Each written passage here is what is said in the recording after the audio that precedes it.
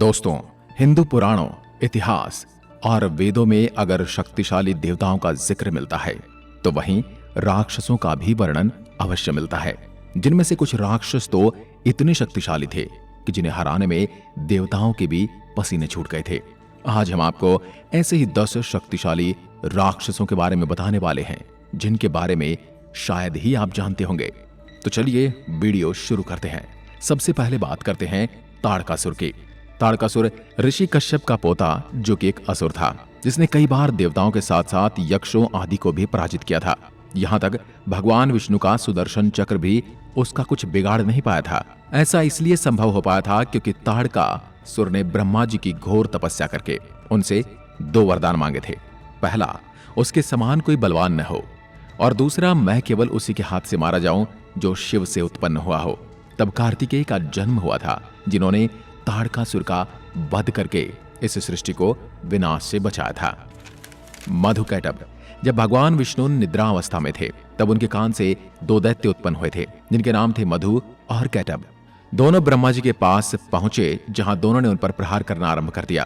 तब ब्रह्मा जी विष्णु जी के पास पहुंचे, जिसके बाद भगवान विष्णु ने 5000 वर्षों तक दोनों असुरों से युद्ध किया था। दोनों एक एक करके युद्ध करते।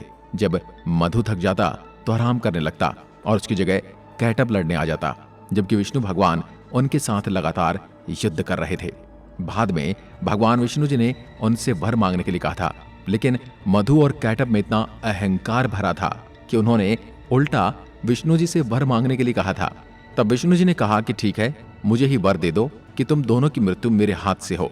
तब दोनों ने उनके जांघों पर अपना सर रखा और भगवान विष्णु ने सुदर्शन चक्र से उनका वध कर दिया। दुर्गमासुर। रुदो नामक राक्षस जिसका माता पार्वती ने वध कर दिया था, उसका पुत्र दुर्गमासुर था, जिसने दिव्य ऋषियों के 4 वेद चुरा लिए थे। तब इंद्र और देवतागण उसके पास वेद लेने गए थे, जिन्हें दुर्गमासुर ने युद्ध में पराजित कर दिया था। तब अधर्म अपने चरम पर पहुंच गया था और पूरा ब्रह्मांड विनाश के कगार पर पहुंच गया था। उस समय माता पार्वती ने हजारों भुजाओं वाली देवी का रूप धारण कर दुर्गमासुर की सेना को समाप्त कर दुर्गमासुर का वध किया था। उसका वध करने के बाद ही पार्वती माता मां दुर्गा के नाम से जानी गई थी। हिरण्यकश्यप। यह वही राक्षस था जिसने ब्रह्मा जी से अजर अमर और कभी न मरने वाला वरदान मांग लिया था, जिसके अनुसार उसे कोई भी देवता असुर नर नारी न मार पाए, और न उसकी मौत रात में हो और न ही दिन में, न घर के भीतर हो और न ही घर के बाहर हो, वे किसी अस्त्र शस्त्र से उसकी मौत न हो। इस वरदान को पाकर हिरण्यकश्यप और ज्यादा अहंकारी बन बैठा। उसने खुद को देवताओं से ऊपर वाला दर्जा देने के लिए लोगों पर अत्याचार करने शुरू कर दिए। यहाँ तक उसने अपने पुत्र प्रहलाद को भी नहीं छोड़ा और उसकी भी कई बार वध करने की योजना बनाई। प्रहलाद जो कि भगवान विष्णु का भक्त था, और तब भगवान विष्णु ने नरसिंह अवतार लेकर हिरण्यकश्यप का वध किया था और उसकी सारी शर्तें भी पूरी की थी जो जो उसने वरदान में मांगी थी। भगवान नरसिंह ने उसका वध घर की दहलीज में किया था, और उस वक्त किया था जब न दिन था न रात, यानी सांझ का समय था।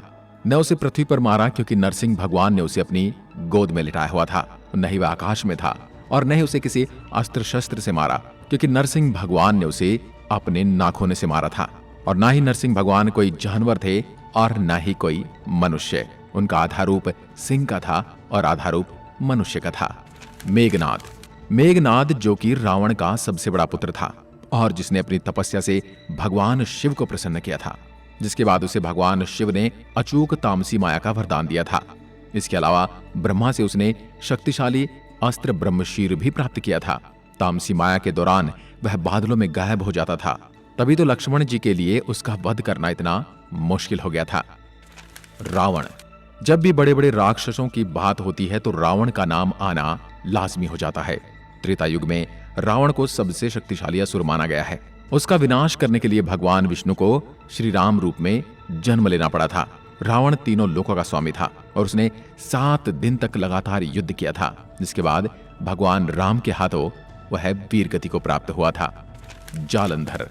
जब भगवान शिव की तीसरी आंख खुली तो उसमें से निकली अग्नि ब्रह्मांडीय सागर से जा टकराई थी, और इसी समय जालंधर का जन्म हुआ था। जालंधर इतना ज्यादा शक्तिशाली था कि उसने भगवान विष्णु द्वारा चलाई गई गदा का प्रहार भी सहन कर लिया था। उसने सभी देवताओं को परास्त कर लिया था और भगवान शिव के कैलाश पर भी हमला करने पहुंच गया था। तब भगवान शिव और जलंधर के बीच भयंकर युद्ध हुआ था और आखिर में जलंधर की हार हुई और भगवान शिव के हाथों वह मारा गया। हिरण्याक्ष। हिरण्यकश्यप का बड़ा भाई था हिरण्याक्ष, जो कि बहुत ज्यादा शक्तिशाली था और उसकी शक्ति का अनुमान इस बात से लगाया जा सकता है कि उसने धरती को अपने हाथों से उठाकर दूर ब्रह्मांड में फेंक दिया था। तब भगवान विष्णु को वराह अवतार लेकर उसका वध करना पड़ा था। कार्तिवीर्य अर्जुन। कार्तिवीर्य अर्जुन सुदर्शन चक्र के अवतारी थे, जिनकी 1000 भुजाएं थी और इसी वजह से उसे सहस्त्र बाहु के नाम से भी जाना जाता है। उसने भगवान दत्तात्रेय से वरदान प्राप्त किया था और इसी वजह से उसमें अहंकार भी भर गया था कि उसको तो 1000 भुजाएं हैं, भला उसका कोई क्या बिगाड़ पाएगा। इसी वजह से उसने यक्षों के साथ साथ देवताओं पर भी अत्याचार करना शुरू कर दिया था। तब भगवान विष्णु जी को परशुराम अवतार लेना पड़ा था और इसी रूप में उन्होंने कार्तिवीर्य अर्जुन का वध किया था। महिषासुर। महिषासुर ने इंद्र समेत अनेक देवताओं को युद्ध में पराजित किया था। उसने तीनों लोकों पर विजय प्राप्त कर ली थी। तब सभी देवताओं की ऊर्जा से देवी अंबिका प्रकट हुई थी, जिन्होंने अपने शूल से महिषासुर का वध किया था। इन राक्षसों के अलावा वत्रासुर भी एक शक्तिशाली राक्षस था, जिसका वध देवराज इंद्र ने किया था। उसका वध करने के लिए इंद्र ने ऋषि दधीचि की हड्डियों से बने वज्र अस्त्र का प्रयोग किया था। ताड़कासुर के 3 पुत्र भी बहुत ज्यादा शक्तिशाली थे और उनका वध भगवान शिव ने किया था। कुंभकर्ण, रक्तबीज और न जाने ऐसे कितने राक्षस थे जिनका वध देवताओं के द्वारा किया गया था। और अगर आप अगली सीरीज में, इस वीडियो की अगली सीरीज में यदि आप और भी राक्षसों के बारे में जानना चाहते हैं तो हमें कमेंट में उनका नाम लिखकर बताएं, ताकि हम उन पर भी वीडियो बना सकें। एक बार फिर मिलते हैं एक और ऐसी ही वीडियो के साथ। तब तक के लिए नमस्कार। जय हिंद, जय भारत।